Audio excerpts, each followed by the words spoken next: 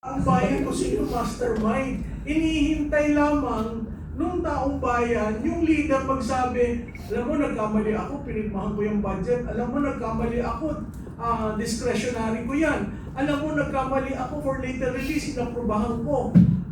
At kung titingnan niyo yung sinabi ni Congressman Toby Chanco, naalala niyo yung sinabi na, ilang bang bahay ang gusto mo? Ilang bang kabyar ang gusto mo bang kainin? Ilang bang sasakyan? It was the President asking those questions to the Speaker. Ngayon, ibabalik ko naman doon sa, nag-release ka ng 12 kontratista. Yun ay part ng diversion.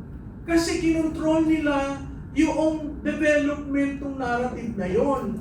Dito lang tayo sa 12 kontratista. Hello, bakit yung 12 kontratista? At pag tinignan mo ulit, dito lang tayo sa Bulacan. Kaya hindi ko maintindihan bakit Bulacan ang ginawa niyong example. Bakit probinsya ko, Oriental Mindoro, ginawa niyong example? Walang kaso. Di ba, walang kaso yung mga politiko doon. Ang mga district engineers lang ang naipit. Ang tanong ko, ba't hindi sinama ang Ilocos Norte? Kaya tinatanong ko yan sa BFF ko. Kayo rin sabi na hindi, siya ang nagdala ng anti-corruption, siya ang nakipaglaban, siya lamang ang presidente. Hindi ba dapat kung ikaw ang presidente, ano mong titingnan sa distrito mo? Sino ang hindi nila sinasabi, most of the ghost projects are in Ilocos Norte.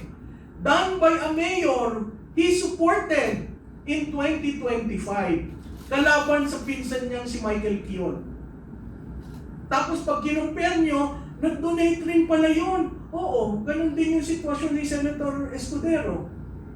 So kung may nag-donate at lahat naman ng kontratista, nag-donate yan sa mga kandidato. Yun yung realidad ng politika natin. So kung ikaw ipipik mo lang ito at ito excuse, hindi mo may pinapaboran ka. So kung titingnan nyo yung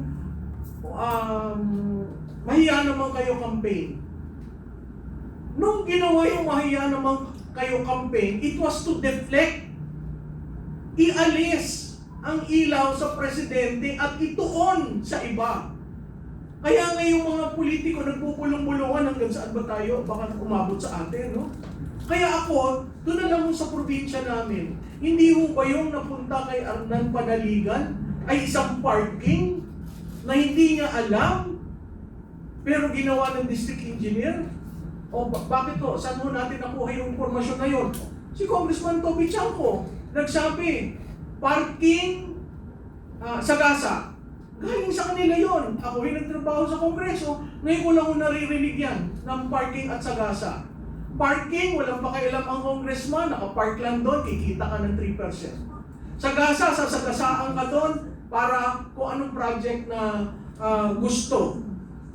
So hindi yung totoo yung mga sinasabi na si Presidente nga ang nag-umpisa nito So ang tanong ko, kung si Presidente nag-umpisa, hindi ba si Presidente rin ang pumirma ng budget? Hindi ba sa implementation ang Presidente ang nag-direct sa DBM? Ilabas nyo na yung Notice of Cash Allocation. Ilabas nyo na yung SARO.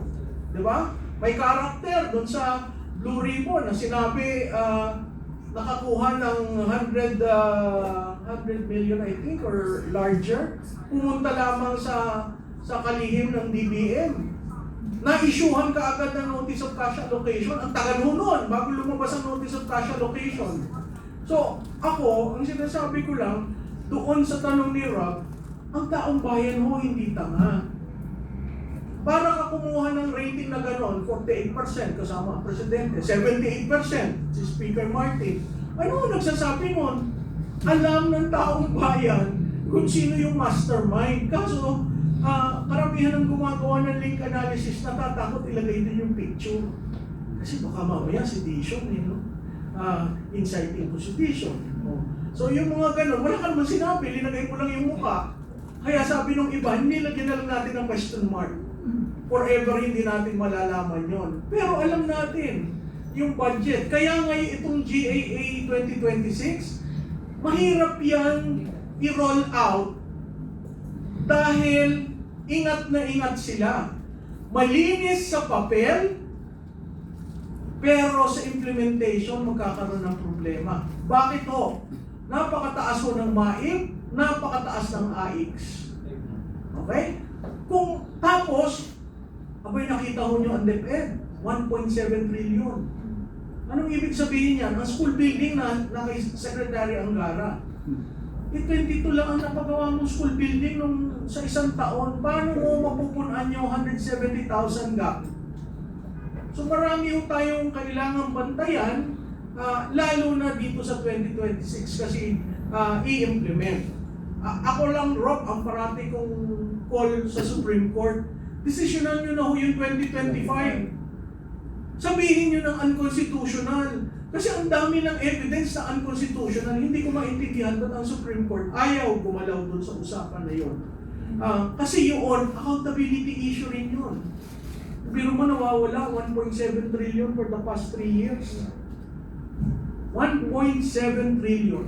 Imagine nyo yun kung ganong kalaking perang nawala.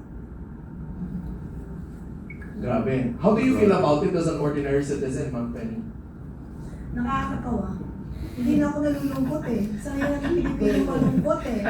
Dahil talaga yung, alam niyo yung salitang kalye, ako batang Santa Cruz eh, may mula. Lagi sinasabi, ang Pilipino, pinangangakuan, ito mga spoiled brat to, gusto niyo pa matupad. Di po ba? Kaya nga ang nakakatawang senaryo sa ating mga Pilipino, mas nauunan nating malaman, tayo mga simpleng mamamayan, ang katotohanan hanggang nagbubulag-bulagan kayo ng mga ilan-ilan. At ito pa, kayo na rin nagsabi, di ba, Prof? Alam naman nila kung sino identified, pero walang pangalan. Parang blind item. Pero itong mga marites na nasa harapan natin, alam nila kung sino. Alam niyo ba? Ha? Yun nga po ang nakalulungkot na part. Pero hindi na tayo malulungkot. Kasi masama eh. Lagi tayong malungkot. Diba? So this time, kailangan manawagan tayo sa mga matatalinong taong nakasiper pa rin ang bibig. Bakit? Tumatagal yung sinasabi nilang proseso. Yung prosesong yan, walang patutunguhan yan hanggat nagbubulag-bulagan ang maalam. At nagiging bingi yung mga nakikinig na mas maalam. Diba? Anong say-say ng iyong talino?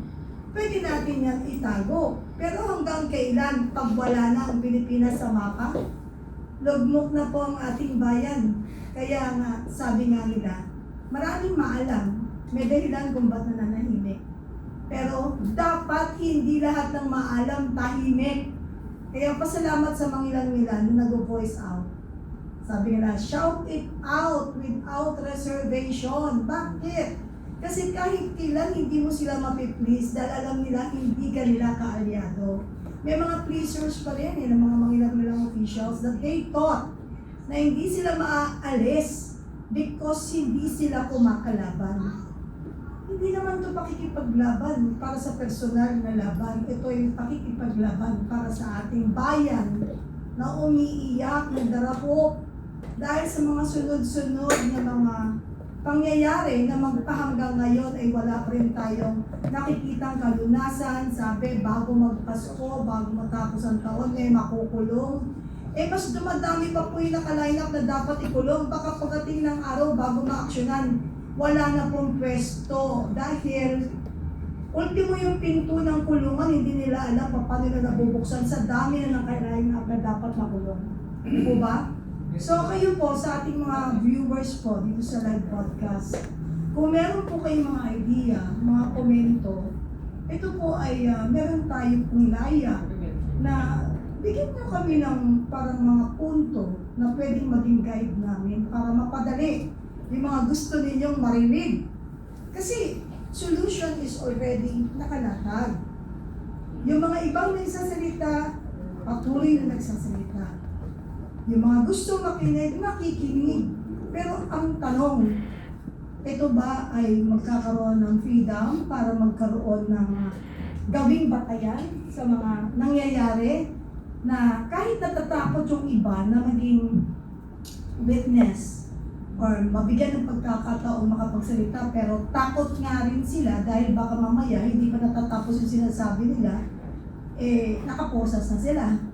Kasi katulad nga nung sinasabi, katulad ngayon, pag tuwing bubuksan ko, merong kinakasuhan. Pagkatapos yung totoong may kaso, siya pa yung nagko-complain. Di ba? Tapos saan ka nakakita? Merong kakasuhan na isang vlogger na alam naman natin antay sa mga nakaupo.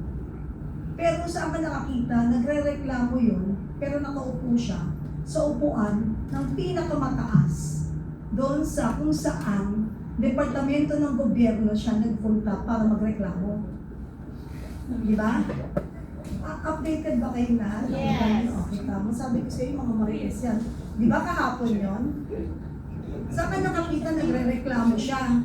Official ka, tapos nakaupo ka, pagpunta mo sa departamento kung saan ka nag-file ng kaso. Nakaupo siya sa upuan ng pinaka-hepe ng departamento.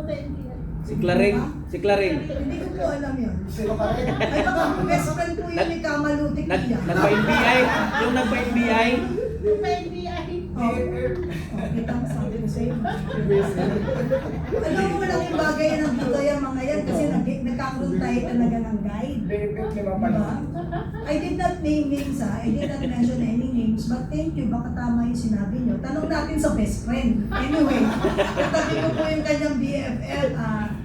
Tama nyo, baka gusto nyo susunod. Ay, hindi. Alam mo, ang problema, hindi namin ito linabas, but we did correlation study.